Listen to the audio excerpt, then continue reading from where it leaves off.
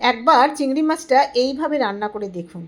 খুব অল্প তেল মশলায় এই রান্নাটা খুব সহজেই হয়ে যায়। আর খেতে সেটা বলার কথা নয়, অসাধারণ খেতে হয়।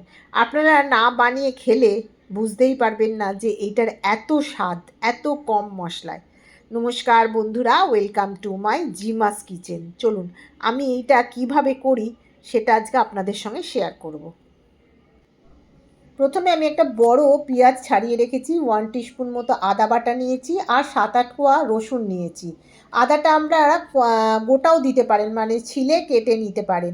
এবার এখানে নিয়েছি 15-16 পিস চিংড়ি মাছ। ভালো করে ধুয়ে নুন হলুদ মাখিয়ে এখানে রেখে দিয়েছি 5 মিনিট, নুন হলুদ মাখিয়ে ছেড়ে দিয়েছি।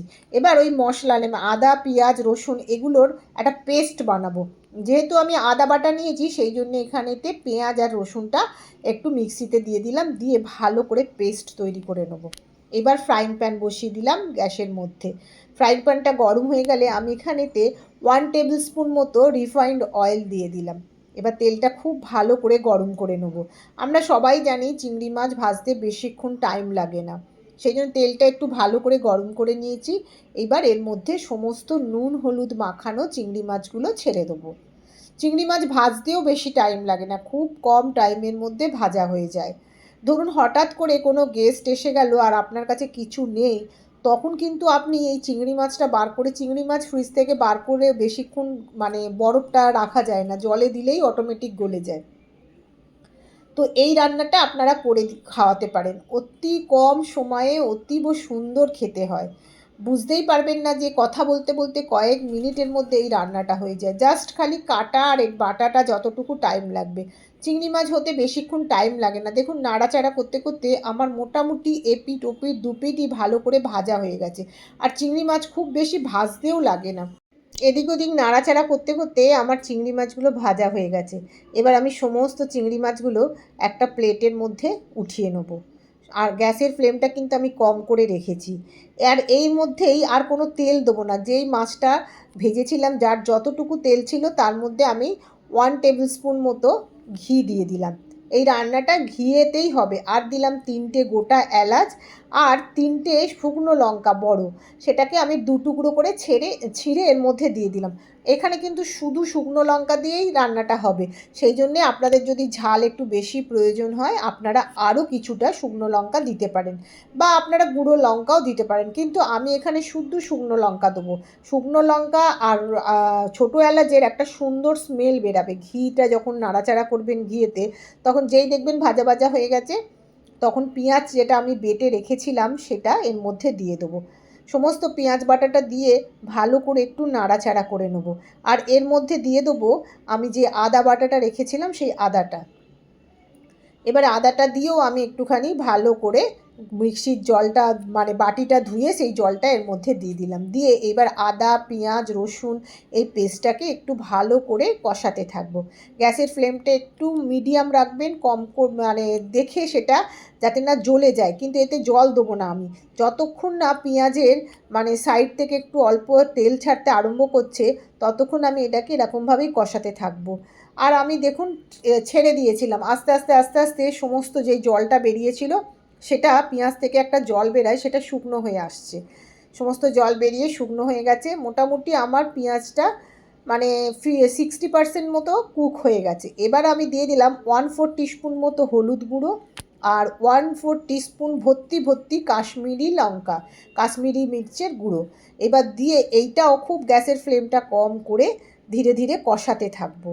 অল্প অল্প করে কষাবো আর এর মধ্যে আমি অল্প অল্প করে জল দিতে থাকবো। দেখুন এটা কষিয়ে কষিয়ে দেখছি যখন একটু জল লাগবে তখন আমি একটুখানি অল্প বাটি ধুয়ে জল আমি এর মধ্যে দিয়ে দিলাম। দিয়ে আবারও ভালো করে বেশ কিছুক্ষণ ধরে গ্যাসের ফ্লেমটা কম রেখেই আমি কষাতে থাকবো। কষাতে কষাতে আপনারা বুঝতে পারবেন যে এর একটা সুন্দর স্মেল ছাড়ছে আর পেঁয়াজের কাঁচা গন্ধটাও চলে গেছে। মোটামুটি আমি অনেক 2-3 মিনিট হয়েছে কষিয়েছি, দেখুন সাইড থেকে ছেড়ে দিয়েছি।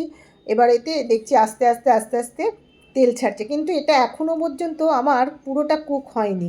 ভালো করে আরেকটু নাড়াচাড়া করবার এবং লাস্টের দিকে এই ঘিটা আমি এই রকম সময় দেবো যাতে ওপর থেকে একটা ঘিয়ের লেয়ার ভেসে ওঠে। এখানে আমি 1 টেবিল স্পুন মতো আরও ঘি দিয়ে দিলাম। এই ঘিটা লাস্টে দেওয়ার কারণ প্রথমে দিলে অতটাই হয় না, কিন্তু লাস্টে দিলে দেখবেন সাইড থেকে ঘি ছাড়ে। আর 1/4 টিস্পুন মতো চিনি দিলাম, আর দিয়ে দেবো স্বাদ মতো নুন। দিয়ে আবারও আমি একটু ভালো করে কষাতে থাকবো যতক্ষণ না পর্যন্ত আমার তেল ছাড়ছে। দেখুন সাইড থেকে আস্তে আস্তে কষাতে কষাতে অটোমেটিকই তেল ছাড়তে আরম্ভ করে দেবে। যেহেতু ঘিটা দিয়েছি ওপর থেকে, যে কোনো রান্নাতেই ওপর থেকে একটু তেল বা ঘি ছড়িয়ে দেবেন অর্ধেক কষানো হয়ে গেলে, তখন দেখবেন সাইড থেকে খুব তাড়াতাড়ি একটা তেল ছাড়তে আরম্ভ করে দিয়েছে। আমার মোটামুটি এটা কষানো হয়ে গেছে, দেখুন আস্তে আস্তে জলটা মানে শুকিয়ে আসছে, আর আস্তে আস্তে সাইড থেকে তেলও ছাড়তে আরম্ভ করে দিয়েছে। এই রান্নাটা খুব সহজে হয়ে যায় আর খুব কম টাইমে হয়ে যায়, যার জন্যে এটা মাঝে মধ্যেই আপনি করে খেতে পারবেন। আর এমন কিছু কোনো মশলাই এতে পড়েনি যে কোনো রিচ ব্যাপার, কিচ্ছু মশলা নেই এর মধ্যে, শুধুমাত্র হলুদ গুঁড়ো, নুন আর কাশ্মীরি লঙ্কার গুঁড়ো। এইবার আমি একটা কাপের মধ্যে আগে থেকে জাল দিয়ে 1/2 কাপ দুধ আর 1/2 কাপ জল দিয়ে মিশিয়ে রেখেছিলাম। এখানে আমি 1 কাপ মতো হয়েছে, এটা পুরোটাই এর মধ্যে ঢেলে দিলাম। দিয়ে ভালো করে এবার সমস্ত মশলা গা থেকে কাচিয়ে নিয়ে ভালো করে ক্লিন করে মশলাটা দুধের সঙ্গে মিশিয়ে দিলাম। দিয়ে দেখবেন আস্তে আস্তে দুধটা ফুটতে আরম্ভ করেছে। দেখুন আমার দুধটা ফুটতে আরম্ভ করেছে। এখানে দেখতে একটু হোয়াইট হোয়াইট লাগছে ঠিক কথা, কিন্তু এটা যত রান্না হবে তত আস্তে আস্তে কালারটা চেঞ্জ হবে। আস্তে আস্তে দেখবেন কালারটা চেঞ্জ হচ্ছে। আমি এর মধ্যে ভেজে রাখা চিংড়ি মাছগুলো সমস্ত দিয়ে দিলাম। দিয়ে আরও বেশ কিছুক্ষণ ধরে আমি এটাকে ফোটাবো, ধরুন আরও মিনিট 5 ফোটাবো আর নাড়তে থাকবো। দুধ দেওয়া আছে তো, আমি জোর আঁচ করে রেখে দিয়েছি। দিয়ে ভালো করে নাড়িয়ে নাড়িয়ে এটাকে ফোটাতে থাকবো। ঢাকা দেওয়ার কোনো সিন নেই, ঢাকা দিলে দুধ দেওয়া আছে সেই জন্য পুরো উপচে পড়ে যাবে, সেই জন্য এটাকে ঢাকা ছাড়াই রান্না করতে হবে। দেখুন কথা বলতে বলতে নাড়তে নাড়তে আমার মোটামুটি একদম যতটা আমার গ্রেভি দরকার ততটাই হয়ে গেছে, একটু থিকনেস এসে গেছে। এবার রান্নাটা আমার মোটামুটি কমপ্লিট হয়ে গেছে। আপনারা যদি চান এর ওপরেও আবার একটু ঘি ছড়িয়ে দিতে পারেন কিংবা গরম মশলা ছড়িয়ে দিতে পারেন, কিন্তু বিশ্বাস করুন এতে যদি এর পরে যদি ঘি কিংবা গরম মশলা ছড়িয়ে নাও দেন, তাহলেও আমি বলবো অত্যধিক সুন্দর খেতে হবে।